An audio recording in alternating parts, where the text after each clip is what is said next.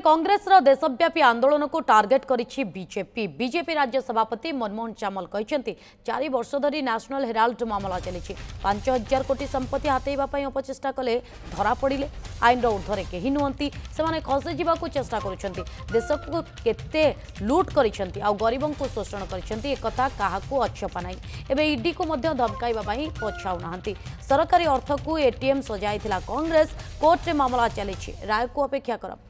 बाचालामी करनी issue divert करने चेष्टा करुछंती बोली मनमोहन निजर कांग्रेस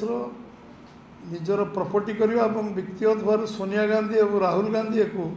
व्यक्तिगत मालिकाना करवा ये हूँ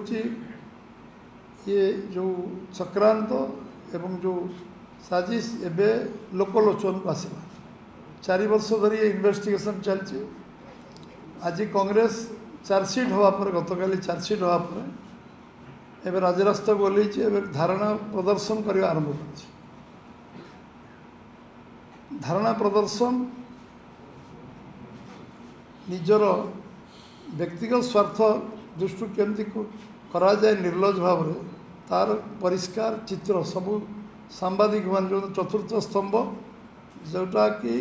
लोक मान द्वारा तैयारी संस्था किभली भाव में धीरे धीरे धीरे धीरे सामान को कब्जा गला